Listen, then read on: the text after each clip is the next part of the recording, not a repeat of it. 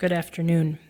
You'll notice that I am not going to use the gavel to call this meeting to order, and the reason is because we have a very unexpected, very sick fourth member of committee here today to get quorum, so he won't be able to be with us. We hope he feels well soon. But we are going to, because this is our audit director's last meeting, run through this meeting and just not take any formal actions as a committee. What we will then do at our next scheduled meeting on February 10th is the three of us, as well as Councilmember Warsame, who had intended to be here today, except he's dealing with food poisoning, will be equipped to do the formal actions as a quorum of this committee of everything we are going to do here today. It will mean one strange thing, which is we would be looking to approve the consultation of the sexual assault kits evaluation, and we will also be hearing that report on February 10th, but I think that this is the best way to proceed, and this is natural. It's been a few months already that work will have begun to when it ends, and I think that's most appropriate, and it also honors everybody's time that's here today. And so let's go ahead and proceed. You'll see the agenda before you, and this will guide our informal conversation today. You'll also see meeting minutes from our last October 21st meeting. Also, before you or available to the public is just to cover off and formalize the closed session meeting that we have every year, and this was to do a formal evaluation of our internal auditor, and so that letter is available on LIMS or at the request of anybody of committee. We're very pleased with our internal audit director's performance, and I'll have a little bit more to say at the announcements part after we're done with the rest of this. So let's go ahead, if we can, and just go ahead and speak through the internal audit plan like we would if we were having a regular meeting. Director Bigby. Thank you, Chair Palmisano, audit committee members. We'll start with the biennial automated license plate reader audit and the body-worn camera biennial audit. Our IT audit consultant is not here. He was not able to reschedule on short notice. We did not participate in that audit. The IT audit consultant performed this independently to comply with the statute in the best spirit possible. So he prepared the slides. I will read through them. And then we still have Commander Glampy and Granger. They do have to step out shortly, but if we have any questions, they said they would be happy to answer our questions. The primary objective of the engagement for the automated license plate reader audit, and please excuse my reading some of the slides today, we evaluated the police automated license plate reader policies, procedures, and processes to ensure internal controls are in place in compliance with Minnesota Statute 13.824 primarily. The auditor reviewed, examined, and assessed the policies and procedures for operation of the automated license plate reader processes to determine if there are any opportunities for improvement to support compliance efforts. So in addition for testing compliance with the statute specifically, the IT auditor also looked for opportunities for management to strengthen their controls. I'll skip through the definitions. Here on the audit scope, it shows some additional statutes that come into play, and you can read in more detail in your audit report, and I'll skip through to the highlights of the audit. The methodology included frameworks from the AICPA, ISACA, COBIT, and the Infrastructure Library for Information Technology. And then the planning phase, fieldwork phase, reporting phase, that's pretty standard. And then we're getting into some of the objectives that were tested directly in the automated license plate reader audit. Number one, that actually had an issue. Audit discovered that there was not a defined standard operating procedures in place. The implementation of standard operating procedures related to automated license plate reader handling of data and processes will allow for efficient and consistent operations. Management response, which is owned by Commander Gerlicher and Lieutenant Rugel, said that they would be in the process of creating a draft standard operating procedures. It's being developed to facilitate the handling of their license plate reader operations. Our IT auditor confirmed that this has been completed. Issue number 2. There are currently no controls in place to determine if the license plate reader system has been compromised by a malicious actor. MPD is not actively monitoring for unauthorized users. So the management response, and this has not been addressed, this is in progress. IT and the city clerk's office are working to establish a department-wide incident response plan to supplement their detection capabilities. And as you'll recall from our prior data governance and IT and cybersecurity work, this is a citywide initiative. So it will have to include all departments and specifically the police department and license plate reader processes. Another control objective was establishing policy that addresses the mandates associated with the statute. The policy is defined as, this is the MPD policy 4222, automated license plate reader, and was last updated July 2015.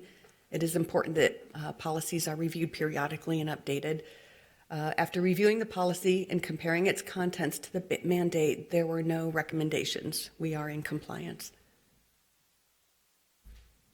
Another control objective, police automated license plate reader system data collected should be limited to license plate numbers, date, time, location of collected data on vehicles, and pictures are limited to license plates, vehicles, and areas surrounding the vehicle. After testing select sample of the evidence, audit determined that we comply with policy. No exceptions were noted. Data classification. License plate reader data is automatically classified as non-public. Access to data is limited to police personnel. System access to license plate readers is limited to officers that have been trained at and have been granted permissions. Upon analysis, the auditor evaluated who has been trained to use the system relative to who has access. Auditor determined that police has limited access to the system and administrative functions. No exceptions were noted. Director Bigby, so does Yes. that mean they're in compliance? They were in compliance. Got So it. I reviewed that with the IT auditor this morning just to confirm that we do call out any exceptions that were noted. Another control, license plate reader data is only matched with internal databases. License plate reader data is not collected from or placed into a centralized repository. The Information Center, is that Security Information Center? Strategic Information Center. Is that Commander Glampy? Is that Commander Gerlicher's team? Okay. Commander Gerlicher's team, the Strategic Information Center, has created user roles which allow for personnel to perform their role within the Information Center without granting excessive access. Upon review, the auditor evaluated the license plate reader usage data to determine if the system access is limited. The auditor observed that defined roles within the system and associated those with roles with the accounts. No exceptions were noted.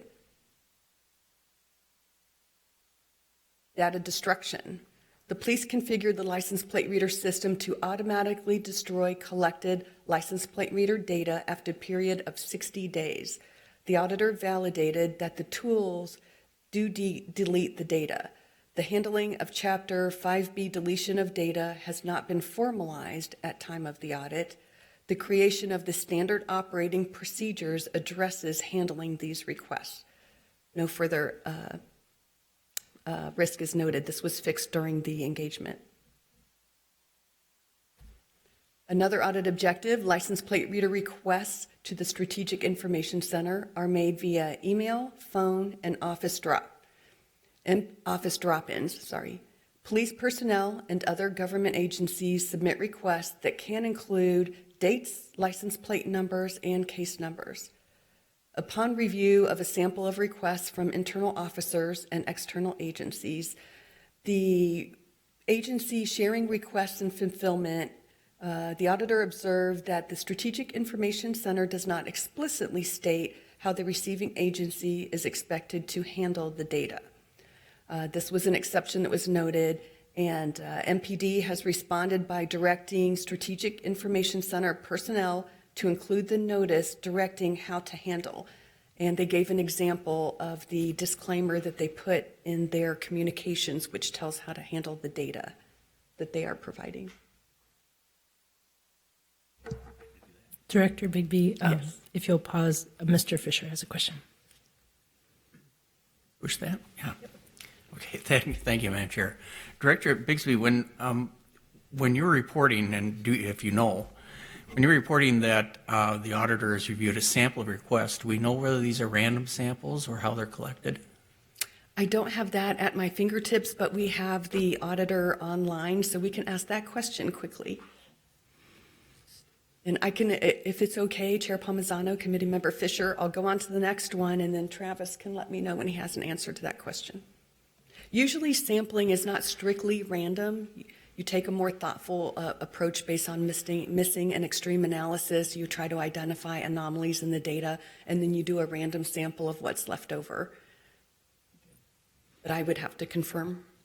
I'm super glad that you have it set up like this, and I will just reiterate that Director Bigby is presenting somebody else's data and information, and the reason we do it this way and have Wildcard do these audits that are mandated by the state is to have that extra level of removal, and that's something that we've had lots of conversations about, and this seems to be the best way to do it, but it does make for an odd presentation to audit committee because Director Bigby didn't direct the work per se. Correct. Thank you. Thank you. Mm-hmm.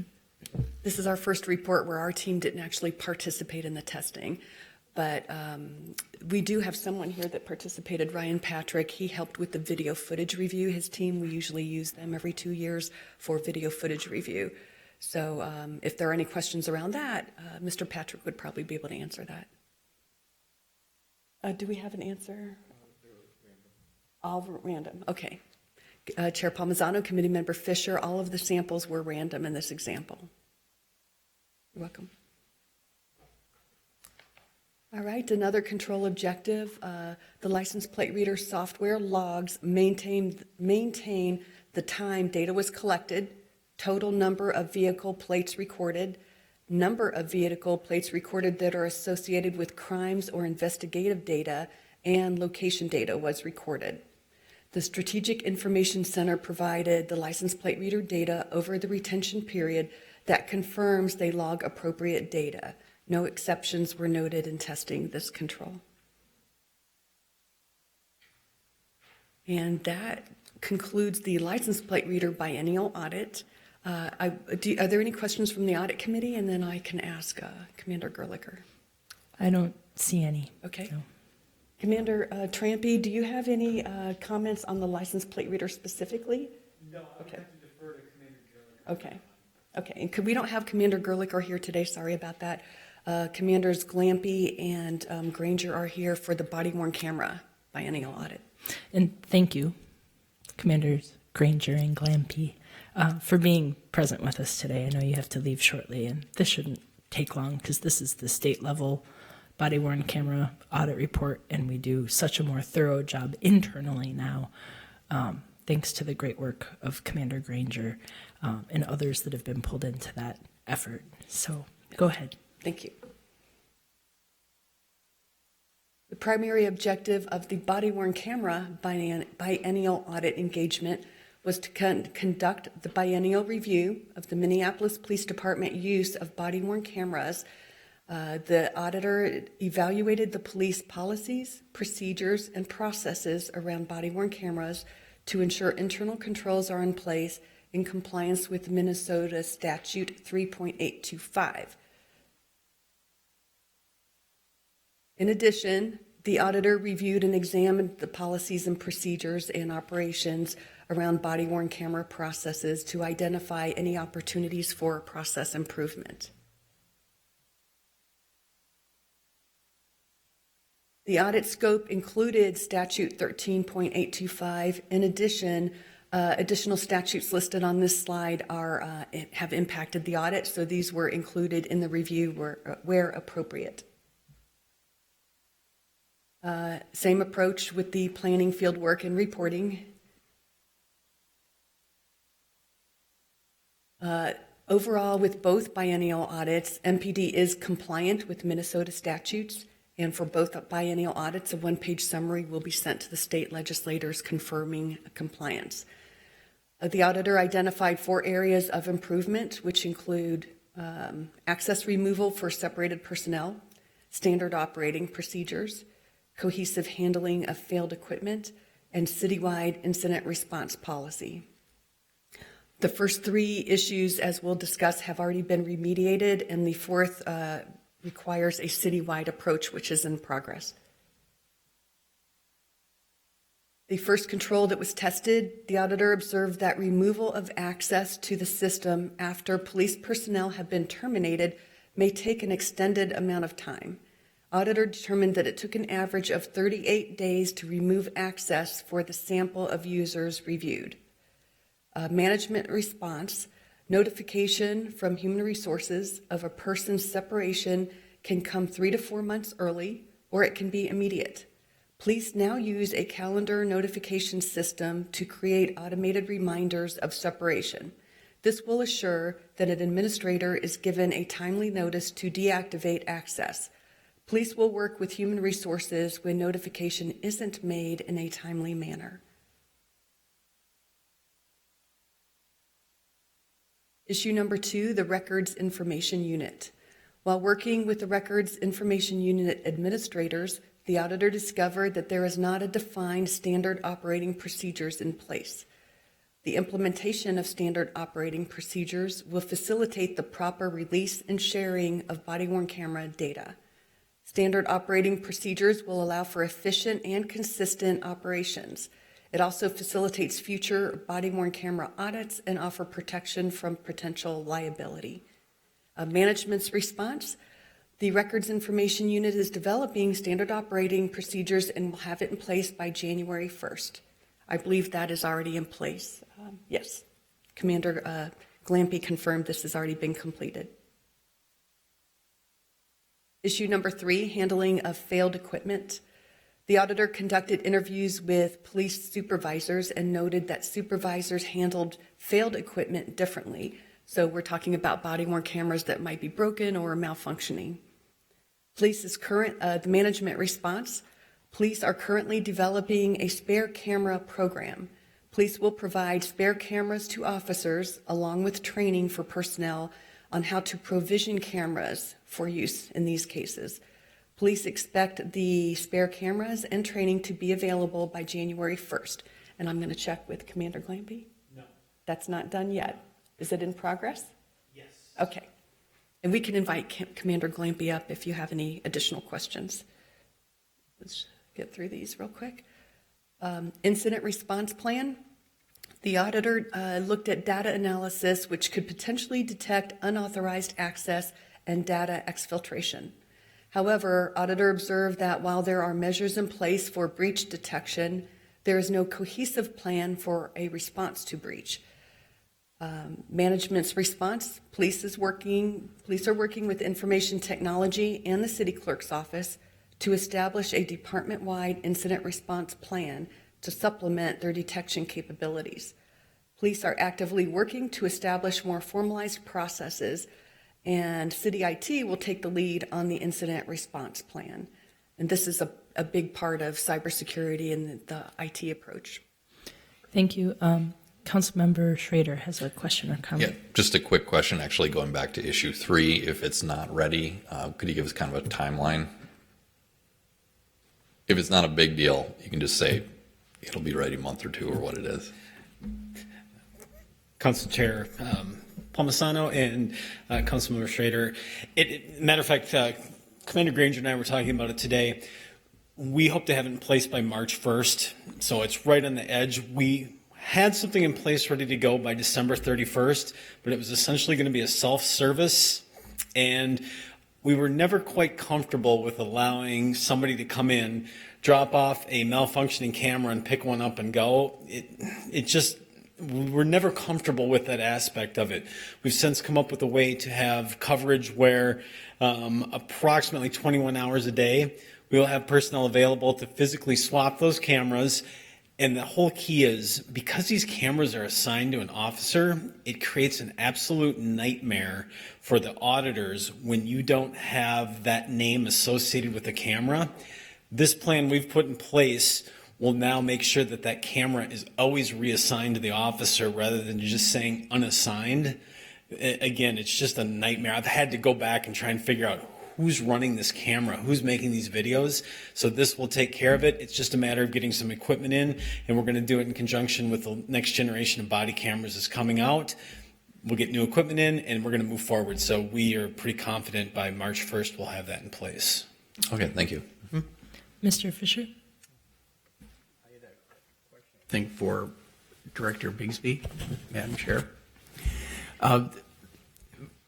This is in both of the reports we've seen this morning, the ALPR and the body-worn camera, we speak in terms of a department-wide incident response plan. Is this a citywide initiative that each department is undergoing, or is this unique to the police department? Chair Palmisano, Committee Member Fisher, it has to cover citywide risks, but it's primarily driven by the city clerk's office and IT. And in fact, audit will be reviewing that in Q1 when we have our IT cybersecurity governance review. It's a consultation this year, and then it will be an audit the following year. So with the new C-suite and IT, they are making that a top priority. Cybersecurity risks continue to increase, so incident response is a big part of that. But I think this helps to illustrate that it can't be a siloed approach. All city functions and services are impacted and need to be included in the incident response. Okay, thank you very much. Thank you, Madam Chair. Yeah, I also have a couple of questions, and I'm sorry, but Commander Glampy, I need you back. Just first going back to Council Member Schrader's point, with the spare camera program, I get that we need to have a consistent process for all precincts, but I also believe that I've heard when we've been working on how we measure body camera compliance that at times it seems that there has been like 2 different cameras assigned to one individual. So I think, could you help me understand that? How do we must have spare cameras today. They must get assigned to people doing patrolling when necessary already. It's just that there's not a specific outline. We're always going to do it this way, and here's where you come pick it up. Is that my understanding of this requirement? Committee Chair Palmisano, that's correct. It's somewhat informal, so we can, essentially if somebody's not working and their camera is sitting there and you need a camera, we can do that. We do have spare cameras that we've given to people, so they would have 2 assigned to their name. It's just not formalized. This is going to formalize it and take away kind of those, I don't want to use the word loophole because it's not a loophole, it's just an alternate way of doing it. We're going to formalize it and say, no, you're going to do it this way because it's going to make everybody's life easier on the back end. Okay, thank you. And then issue number 4, does this issue does wildcard mean unauthorized access and data exfiltration? Does that mean, when I read this slide, I think of somebody like maliciously hacking into either Axon's cloud, because we don't store this data ourselves, we pay for Axon to store it, right?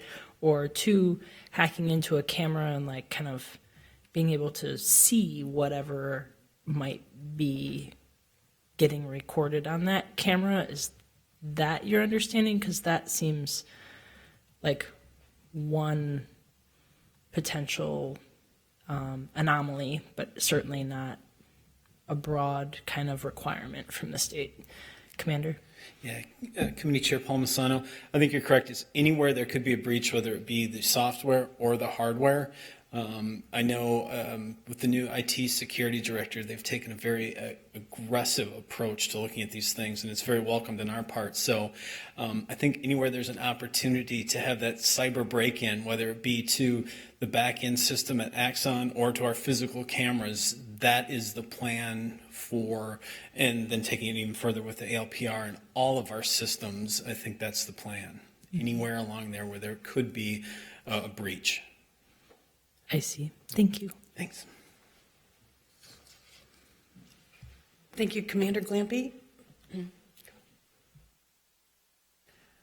Regarding the review of the written policy, police has an established policy that addresses the mandates associated with the statute. The policy is defined as 4-223 in the police department. The auditor reviewed the policy and compared its contents to the mandate and did not find any issues, so it is in compliance. Data classification. Data collected by body-worn cameras automatically has the designation of non-public. For data to be released to the public, a request must be made and content is reviewed by the Records Information Unit. The auditor evaluated a sample of data collected by the body-worn camera system and examined the process for sharing data with other agencies and releasing data to the public. The body-worn camera data is assigned a category which automatically defines its retention characteristics. Police have also put in place supervisory review processes to evaluate a sample of data to verify classification. This review process reduces risk that data will be purged from the system inadvertently, and no exceptions were noted. And I did have a quick question for Commander Granger. Do you randomly test periodically data classification of the video footage in your auditing?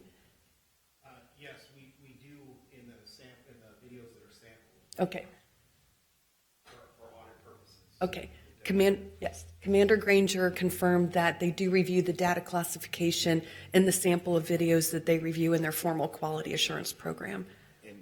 Go ahead. If I could just add one thing, it's an indirect review of that data. It's part of the entire process. When we look at case numbers, categories, whether people activated or didn't when they were supposed to, it's all part of that process.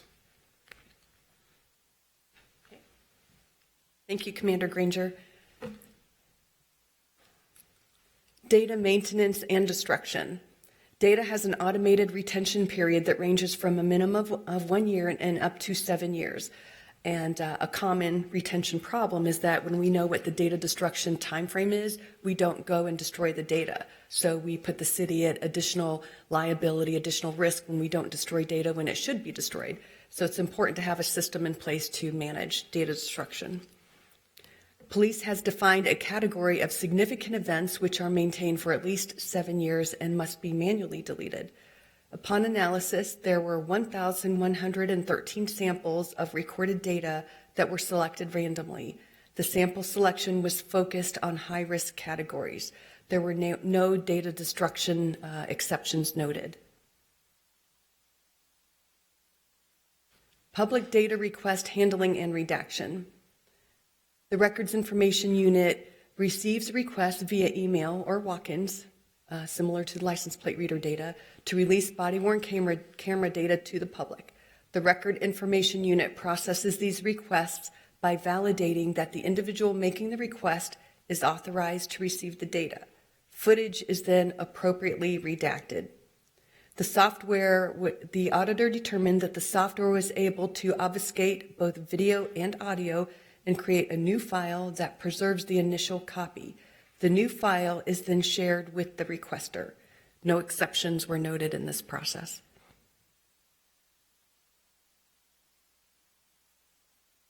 Data access and security. Access is granted by written permission from Commander of Technology and Support Services Division. There are roles-based access controls in place that limit access to data by the job. The roles defined within the portal are fine-tuned and restrictive.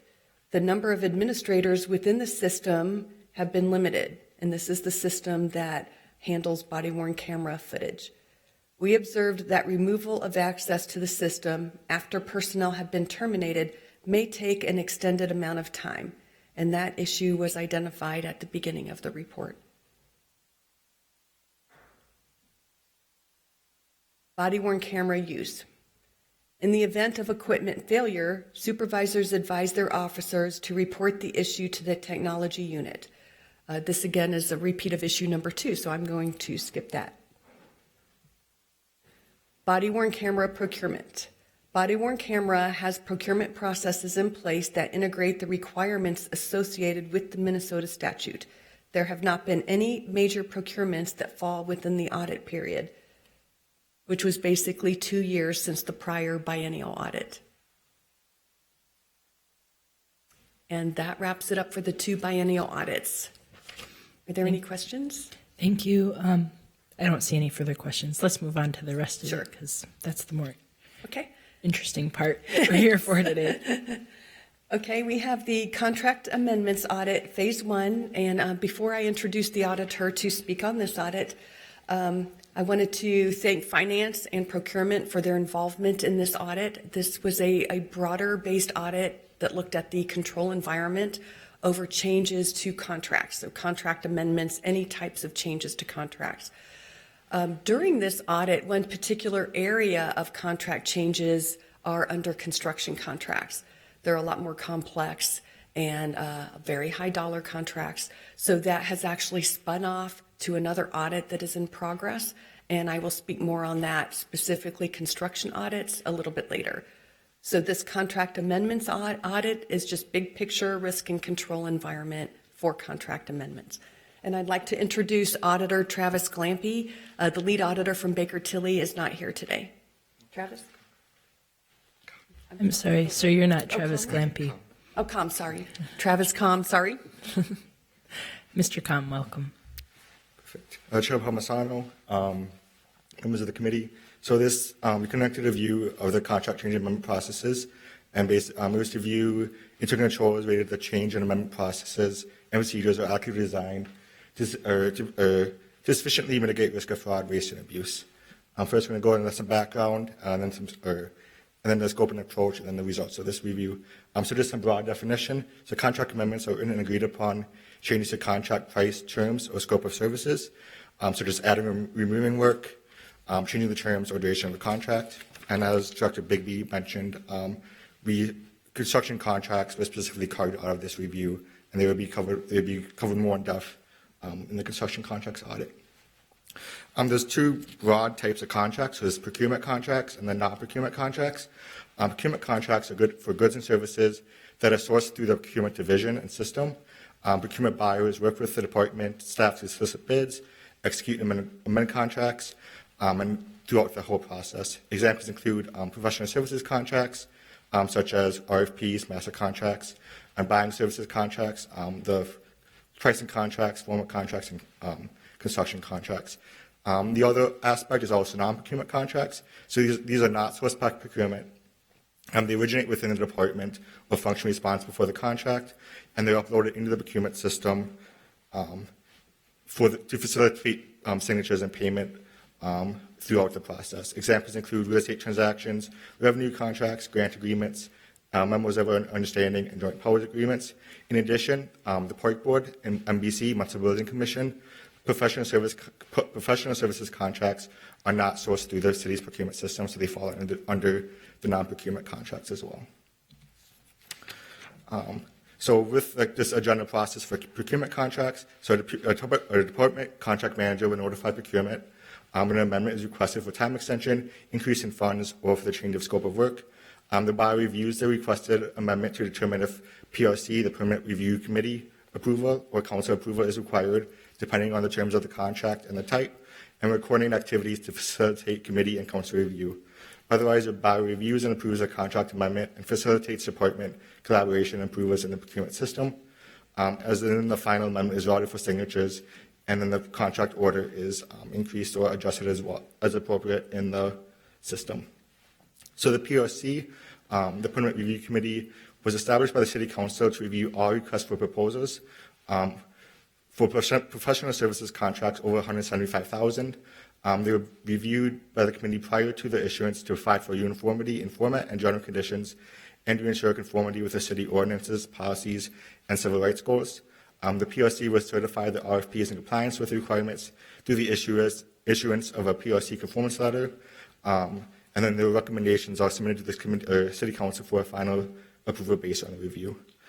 For standard contracts in place after January 1st, 2019, amendments can be only done to extend the time up to a total of 5 years or to increase the contract to a maximum authorized amount of $175,000 for the entire work. If under some unforeseen circumstances there's a need to increase the contract amount over the $175,000 limit, the department must obtain PRC approval to waive it from the RFP process prior to requesting City Council approval for the amendment. And then the contract amendment, the threshold has changed throughout the years, and throughout the scope of this audit, there's 3 different time periods that were evaluated with the following thresholds that this applies to, with the most recent change occurring in January 1st, 2019, for the raising from $100,000 to $175,000. So non-procurement contracts, to amend contracts not sourced in the procurement division, department contract managers work with the city attorney's office and obtains council approval, affirmative action plan approval, and insurance and other documents as needed. The final amendment document is imported into the procurement system for approvals and electronic signatures. For Minneapolis Park and Recreation Board Park Board contracts, the process for amending Park Board contracts is similar to contract processes for city departments. They work with the board's attorney, but utilize the city's civil rights requirements. However, the requirement is $100,000 for all that competitive bid threshold. And then Municipal Building Commission, the city procurement assists MBC with buying services, but not with non-procurement or professional services contracts. They may utilize Hennepin County procurement processes for some contracts. However, the city facilitates all payments for MBC, and as such, contract information is uploaded into this and stored with the city procurement system. So the scope and approach. The scope of this included a review, an assessment of the design and operating effectiveness of controls from contract amendments taking place from January 1st, 2015 through June 1st, 2019. Governance, contract change, and amendment processes, and data availability and reporting were tested. This is just kind of a quick diagram of what was in scope. So in scope and out of scope for this review. So procurement contracts and non-procurement contracts were in scope with this one. Construction contracts will be covered in the construction audit. The procurement system overall is also being covered in a procurement system post-implementation user access management and workflow review that's currently in planning stage. And then park board contracts are also seeking additional coverage through the Office of the State Auditor, agreed upon procedures for contract compliance. And then grant agreements were not reviewed as part of this, as they were covered in the last year's grant management audit, as well as grant management audit for CPED and the grant management audit for Park Board currently in the planning stages. Audit obtained and reviewed procurement and non-procurement contract amendment data for the period and scope and noted 1,485 unique contracts with amendments during that time period. We judgmentally selected 81 contracts to review that covered each of the 3 competitive bidding thresholds, and then also covering the following categories. So below the applicable competitive bidding threshold at $175,000, amendments resulting in total contract change above the threshold and below $2 million, and amendments over $2 million, and amendments resulting in the largest total contract value change were also considered and selected as part of this. And then as for governance, we reviewed adequacy and completeness of policies and procedures, reviewed change management controls, assessed the adequacy of management oversight and monitoring. For contract changes and amendments, reviewed internal controls over the request and approval processes, obtained and analyzed data for the contract change and amendments in scope, and then selected contract changes and amendments and tested for compliance with policies and procedures as part of that 81 in-depth review. And as well as for data availability and reporting, we assessed the availability, completeness, and accuracy of documentation and reporting of contract changes and amendments. As a result of this audit, 2 issues were identified. The first being changes to the key contract amendment procedures were not formally logged, which is rated as moderate, and then oversight and monitoring of some city contract change processes needs strengthening, also a moderate issue. So for this first one, it's going to be covered in kind of 3 separate parts here, kind of for the responsible function. So first for the procurement division policies and procedures for managing contracts and changes retained on the department's internet pages. Key procedures have been updated to reflect changes with the new procurement system implementation that occurred in February 2019. However, clear management logs are not available to indicate nature and timing of key changes. Some prior key procedures not meant to be retained may be found nested on some pages yet. For example, standard agreement form contract versions from prior years are identified at the bottom of a subpage within the internet site. A link for help on the standard contract forming page includes references to some staff who have been separated from the city for several years, and management continues to update documentation as well as a part of the change to the system that occurred in February 2019. So the procurement management response. In October 2015, the City Council directed procurement to pursue options for creating a digital purchasing portal for sourcing of products and services.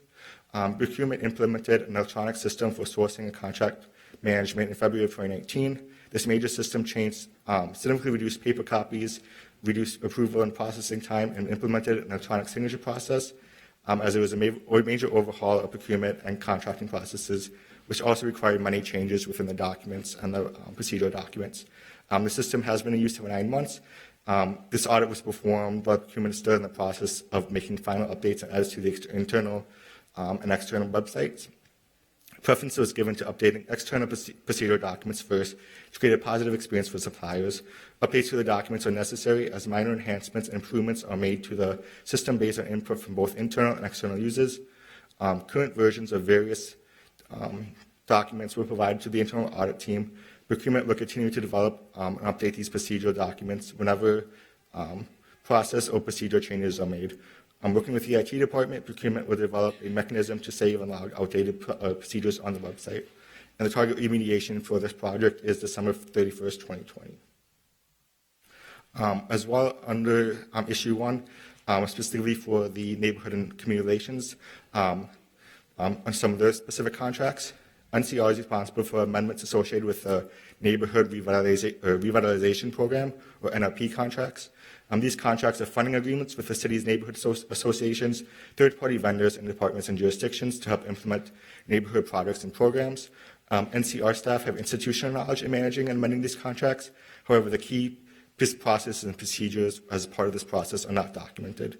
An NCR management response, where the management will ensure key non-procurement contract procedures are documented, reviewed, and updated periodically.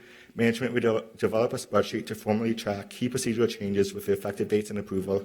Staff will then be asked to begin using spreadsheets for any contract and monitoring activities that are currently performed on paper. And the target mediation date for this is September 30th, 2020. And then the third part of this issue relates to the Minneapolis Park and Recreation Board. The Park Board has a separately elected board that is a governing body for the Establishment Superintendent Authority. The Park Board maintains financial policies and procedures manuals that outline contract amendment procedures specific to the Park Board. But these documents have not been revised recently and do not reflect city changes in the competitive sourcing requirements, thresholds, and procurement processes. Specifically, it still mentions that $100,000 threshold that was changed, it still follows the $100,000 threshold, or the city is now at that $175,000 competitive threshold. Park Board management response. Management will ensure key non-procurement contract procedures are documented, reviewed, and updated periodically. Management will develop a spreadsheet to formally track key procedural changes with the effective dates and approval. Staff will be asked to use spreadsheets as well and update that. And just for this one, the target remediation date is September 30th, 2020 as well. Now for the second issue.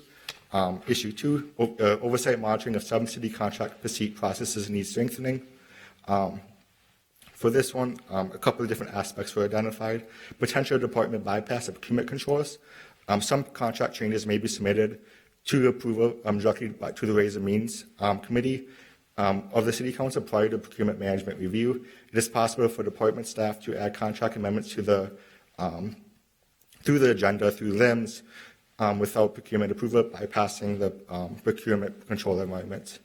Several procurement resources do review the Ways and Means agenda for submission in search for amendments that bypass the procurement control environment. However, this review is conducted during the Ways and Means Committee agenda setting processes, and as such, staff has a short time frame to review and affirm anything on the agenda throughout this process, increasing the risk that inappropriate changes may be reviewed and approved by the City Council. Another aspect is permanent review committee attendance and contract activity is not logged electronically. Attendance and contract activity subject to review is logged electronically. However, key outcomes such as overall results of the review are not included in the log, including aspects such as key outcomes and more data. In the log, we provide data for high-level trending, analysis, and data-driven decision-making throughout the whole process. Non-procurement contracts. Non-procurement contract changes are not centrally managed, instead handled within departments, which may result in manual and inconsistent processes in managing, routing, and uploading contract amendments. Specifically, non-procurement contracts and associated amendments are not fully integrated into the procurement system. These contracts include real estate transactions, revenue agreements, grant agreements, members of understanding, joint powers agreements, and then as well as contracts such as the NRP contracts. The lack of system integration increases the risk of error and inconsistent procedures throughout the process. As well as the Party Board and Minneapolis Building Commission, MBC, non-procurement contracts and amendments are also not integrated into the procurement system.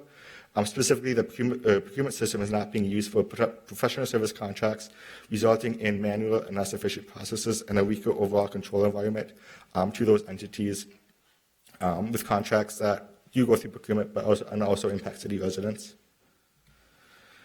Management response. So for the first one, the overall assessment of procurement risk and controls. During this management, we completed a collaborative contract process risk assessment with input from impacted stakeholders to ensure key risk and the mitigating primary controls are monitored. Expectations for monitoring those controls will also be documented. And then the potential department bypass procurement controls. These enhancements have been discussed with the city clerk to determine how the request will be prioritized, as many other system enhancements are needed. Management and the city's clerk office are in agreement that this is a priority, but changes are not likely to occur in 2020 due to the higher prioritized changes that must be implemented before LIMS can be updated. For PRC review, the results and analysis, management will enhance the PRC tracking spreadsheet to include a few key fields reflecting committee activities and outcomes that can be used for analysis. And then the decentralized contract processes. City ordinance regulates the extent of contract responsibilities of city procurement office regarding boards. Under the ordinance, procurement is not responsible for the sourcing of professional technical services for Park Board or the MBC. Ordinance requires that those purchases mandated under state statutes to be competitively sourced by the city procurement, and that is currently being accomplished and is in compliance with applicable requirements. And then the target remediation date for this overall issue is December 31st, 2020. And that is there any further questions? I'm not seeing any. Okay, I'll turn it over. Thank you. I'm going to turn it over back to Director Bigby. Thank you, Travis. I also wanted to comment that we have the Director of Finance from Park Board, and we have the the Deputy Finance Officer, our Controller, and our Directors of Procurement here. So if there are any specific questions or if you have anything you'd like to add. I see all these great people in the audience. Hello, Julie. Hello, team. Thank you for being here, and thank you for being part of this audit. This was a part of our plan, and I'm glad that we've been able to get to it. And, you know, never-ending improvement is a part of what we should do here. I'm glad that this was completed and that we're willing to share it, and we're all eager to just keep on doing the work so that we can get to that next easier place, because we want it to be easier to do business here at the city, and to do these kinds of procurement transactions is critical to meet some of the needs and interests that we have in getting services from our target market. I know that we have people on both teams at the Park Board and at the city who also have that goal, and it's really nice to be working together. So thank you. And we really thank Finance and Procurement and the Park Board for their time. As we mentioned, they just implemented this new module in February 2019, and there's a lot of work surrounding that. There's a lot of changes to processes. So They really, I think, did a great job knowing that everything is not going to be perfect. It takes time to, find all the deficiencies and get everything fixed, and they're doing a good job monitoring issues that come up. And that being said, a reminder we have that's beginning a post-implementation system audit where we'll be looking strictly at IT controls. So Baker Tilly is leading that review, and that scope memo should be going out soon. And then also in progress that we'll talk about is the construction contract changes specifically. So we have a specialist from Baker Tilly that does this full-time, test construction contracts across the country. And we've already had some initial discussions with Public Works about how that might look for us and what is the best value-add approach without slowing down the construction process. So we've come to an agreement, and everybody's excited to get that going. So we actually have another meeting on Wednesday this week for that.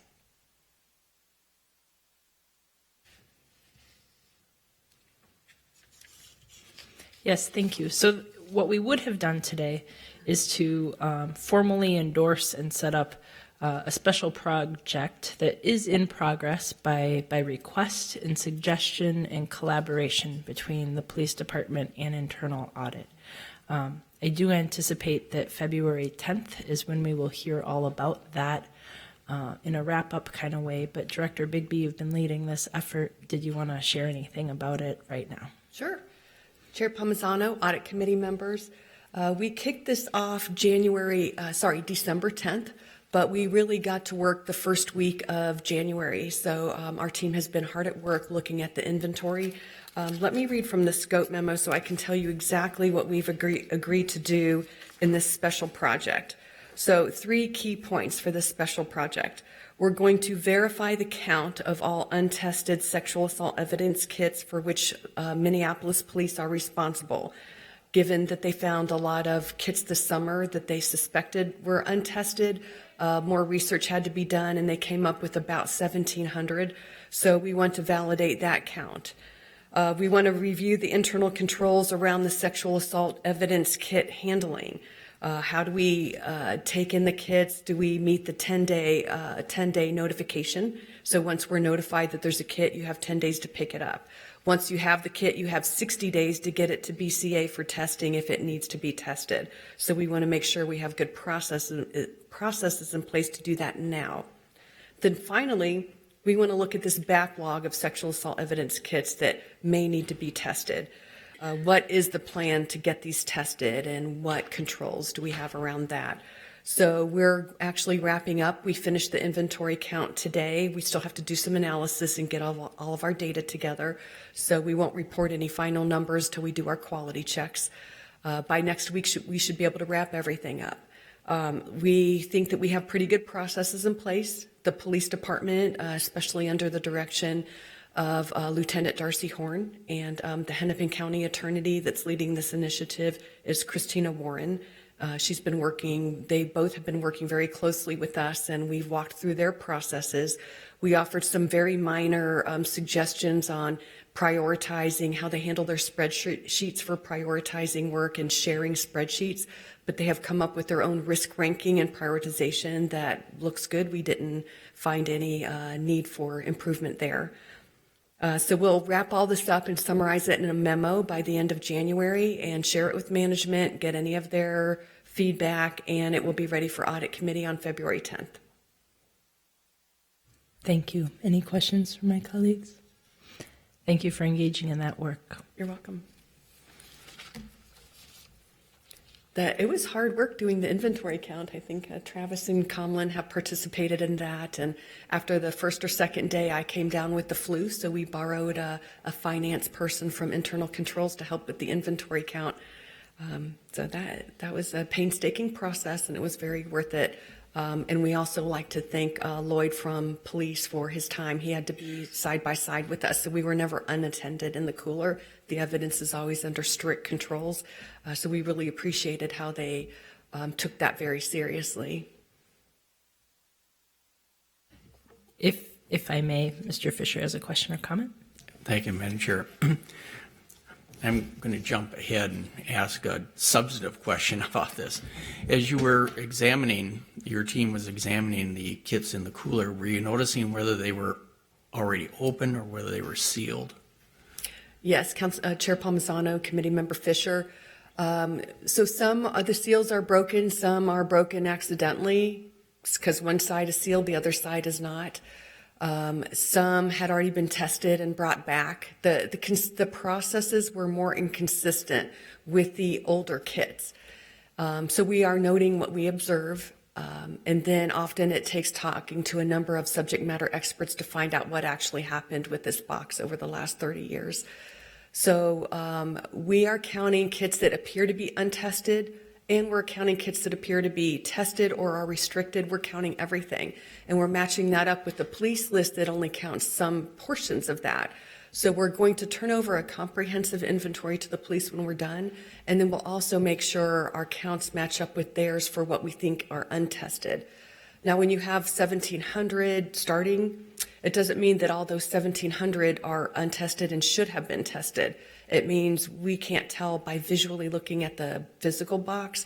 So then you have to do additional research in the PIM system, in CAPERS, looking at supplements, and that's where the Hennepin County attorney is extremely valuable in doing that additional research. Then that research determines, yes, this kit needs to be tested, or no, it's restricted, or for some other reason it would not be tested. Then so only a sub-portion of that 1,700 will actually go to the BCA, the Bureau of Criminal Apprehension, for the testing.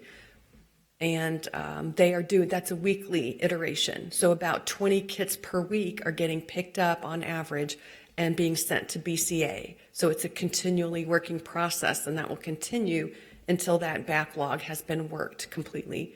Meanwhile, you have new kits coming in that have to be handled properly. So they already have a process in place now.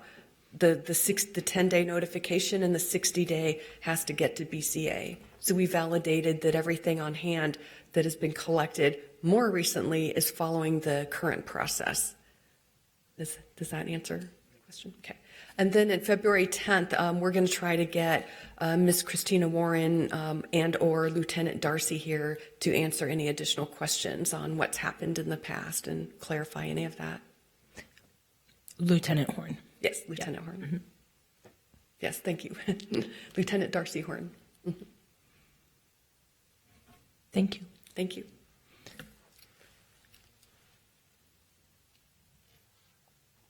Okay, for our auditor update, we'll go over our work in progress briefly, and then any questions we'd be happy to answer. And then we'll wrap it up with a few other things in progress and an audit issue follow-up. So I'm going to invite Auditor Kamlan Alliday to speak about the CPED Grant Management Audit Phase 2, and our audit manager can't be here today. She's with her family this week. Thank you. Welcome, Mr. Alliday. Thank you. Chair Palmisano, for the committee members, I'm going to give you brief updates on the Community Planning and Economic Development CPED Grant Management Audit. The objective of CPED Grant Management Audit is to assess the control environment for managing grants at the CPED department. The planning is completed and the field work is in progress, and 30% of that field work is completed. The final report is expected to be presented to your committee on April 2020. I will turn back now to Director Bibi for more updates. Thank you. Thank you, Kamlan. Are there any questions on CPED grant management? Okay. I'm not seeing any. The construction contracts audit. As I mentioned before, our Baker Tilly audit expert will be coming in and working with Public Works and CPED primarily. We haven't had the kickoff meeting with CPED yet because the sample selection has not been made, so he should be doing that this week. We've already started some discussions with Public Works. We also have already talked with Park Board, and we will be including construction contracts with Park Board and we have spoken with finance and will be including any finance-managed construction contracts. So all citywide construction contracts will be included in the sample selection.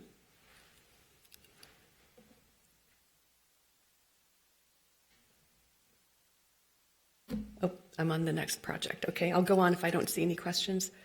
The procurement system post-implementation workflow and user access management IT audit is being led by Baker Tilly. This audit objective is to review the design and effectiveness of controls around procurement automated workflows and user access management. If controls are weak, the risk of error or fraud may not be appropriately mitigated, and users may circumvent processes or create their own workarounds. After talking with procurement management, we agreed that a workflow analysis would be included in this review and not just user access management review. We think that will add the best value in this review. The planning discussions are completed and the scope memo draft was in progress. Then the holidays happened, so I expect that scope memo will be issued shortly. The Park Board Grant Management Audit, we've collected some policies and procedures. We do have to put that on hold momentarily because we do have a small team. So we want to get the sexual assault evidence kit done, the construction contract audit, some of our higher priority reviews, and then we'll be ready to kick off this review. The annual enterprise risk assessment, we have completed our conversations and we're working with Baker Tilly to prioritize our projects and have a report ready for you by February 10th. Last year's report came out in February, so we'll try to keep the same cadence. We already have a pretty full audit program, audit plan. We will probably suggest to add a few audits to the audit plan and then have a number of prioritized projects from which to choose once that plan gets completed. It doesn't make a lot of sense to put things 18 months to 2 years out because things change so quickly. But it is nice to have a prioritized plan that audits and consultations should be selected from.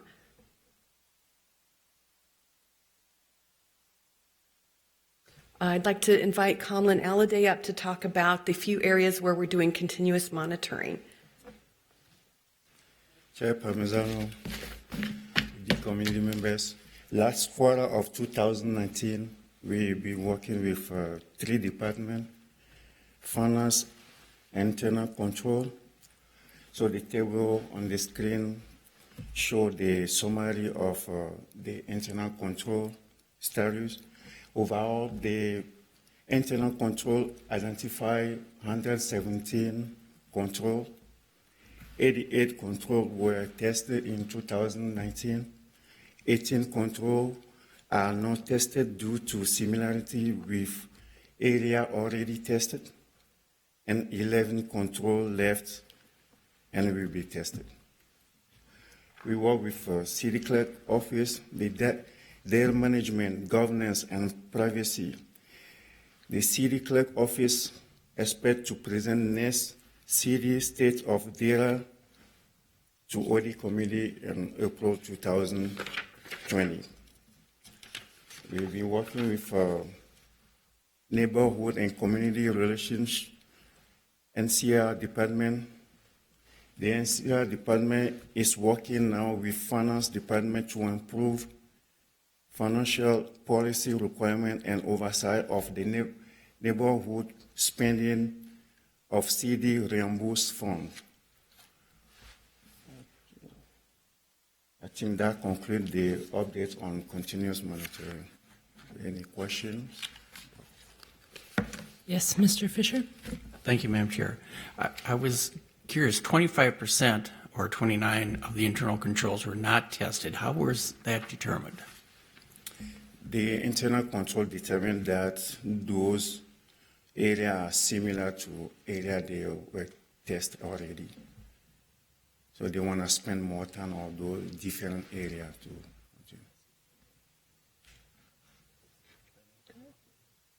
Will those 25% eventually be tested for internal controls?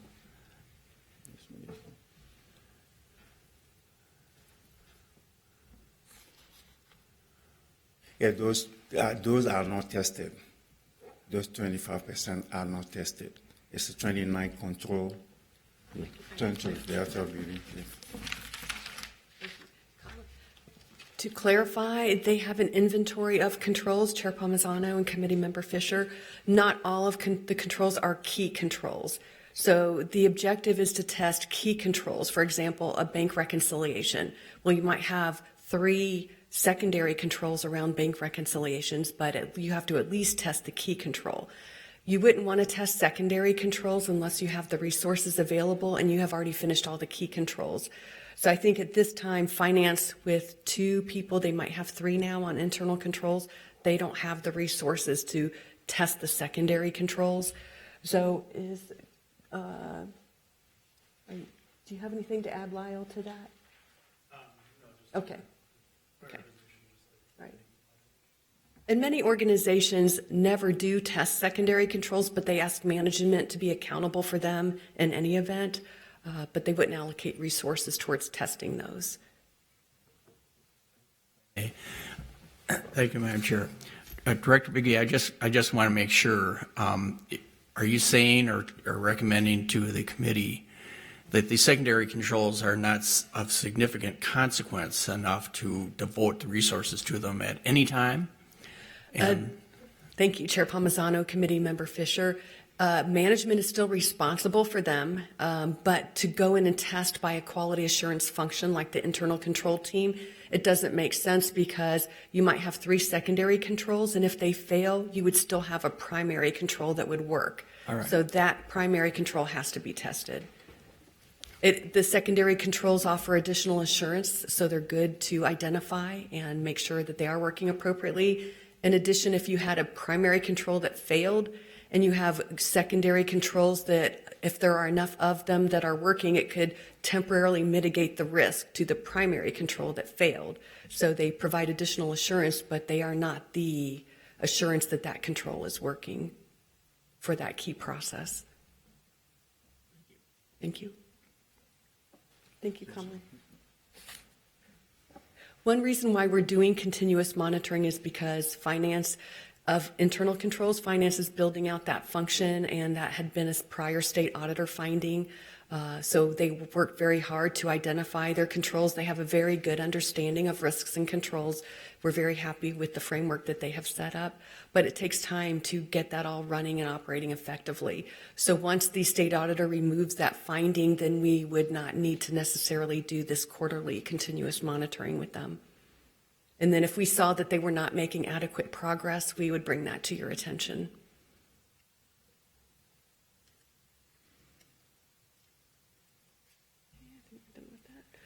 I would like to bring up Auditor Travis Combe for the prior audit issue follow-up. Chair Palmisano, Committee Member Fisher. Just an update as of the audit issues as they started as of December 9th, 2019. We had 21 open audit issues at the time, including those 2 new ones from the contract amendments audit.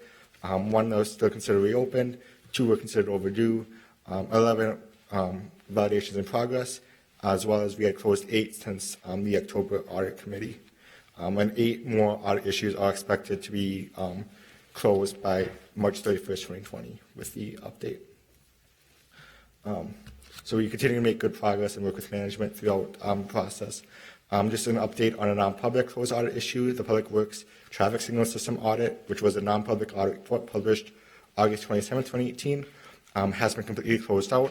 Public Works traffic staff worked with internal audit to ensure all identified audit issues have been successfully remediated, and the report is considered closed with all the audit issues remediated. We do have 2 more non-public audit issue reports that have issues in that we're following up on. The PeopleSoft Web Portal Security IT Audit, as well as the Police Information Security IT Audit.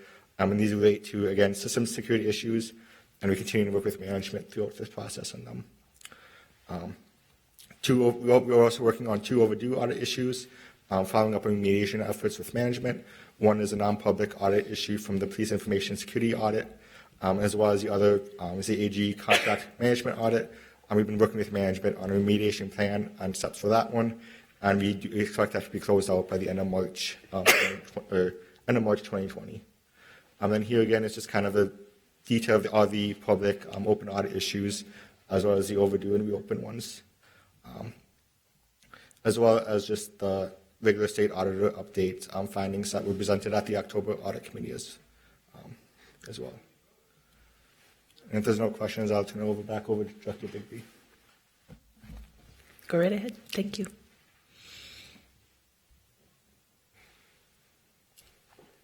All right, our IT and cybersecurity risk.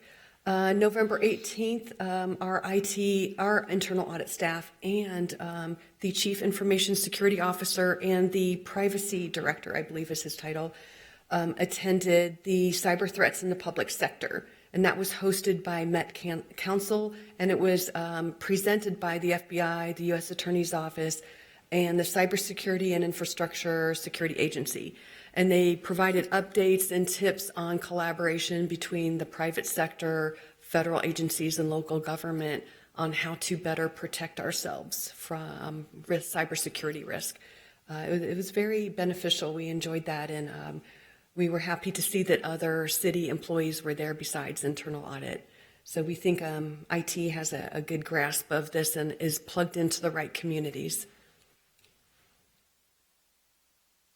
Upcoming, our next audit committee meeting is February 10th, and internal audit Red Book professional peer review has been scheduled for the fourth quarter 2020.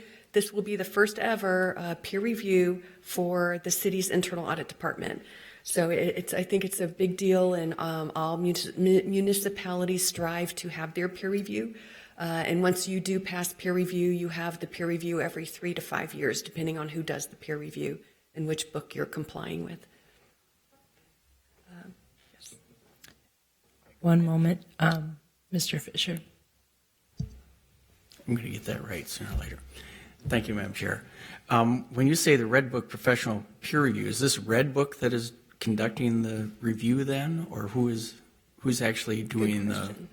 Chair Palmisano, Committee Member Fisher, we have the option when we comply with IIA professional standards of using the IIA peer review committee or the Association of Local Government Auditors peer review, and we chose the Association of Local Government Auditors to do our Red Book review. Thank you. And I'll turn it back over to Chair Palmisano. Thank you. Thank you.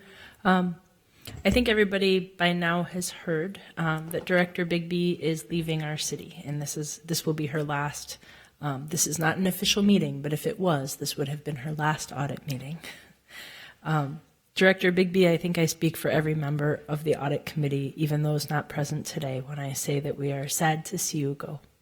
While this came as a bit of a surprise to everyone, I think we can all relate to the fact that sometimes life throws some unexpected curveballs.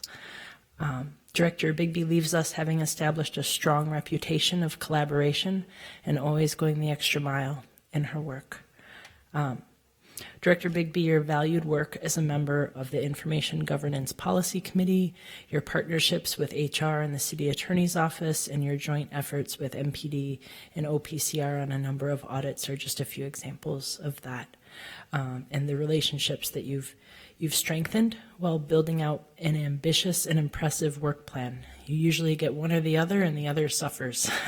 But you've had an opportunity. You've really done great work in doing both of those things.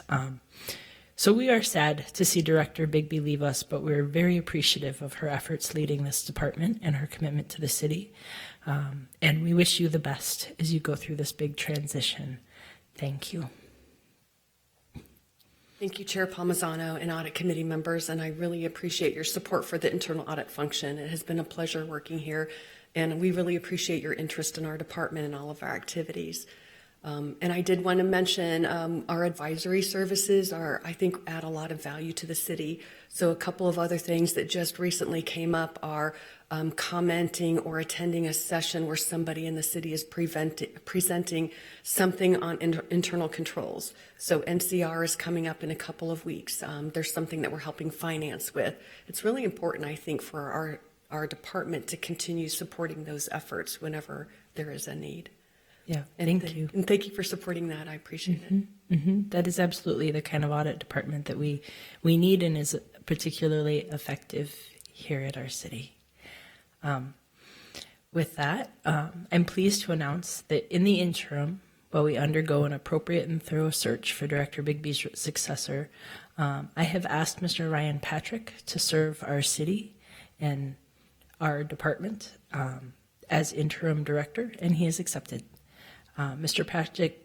Patrick brings important audit credentials and a legal background to his work. He has a terrific reputation both within and across our city. From his work in the Legal Rights Center in Minneapolis, he's done a lot of work in Washington, D.C. in civil rights, and for the past 9 years, he's worked in our civil rights department. So I know how highly Director Corbell and OPCR Director Jafar regard him. In fact, they both had been sitting here for quite some time to enthusiastically be here in support of you, Mr. Patrick.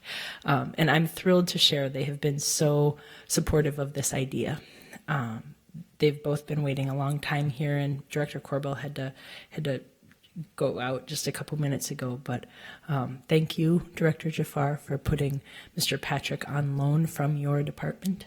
And thank you, Mr. Patrick, for accepting this role as interim and sitting here and really being involved in the transition.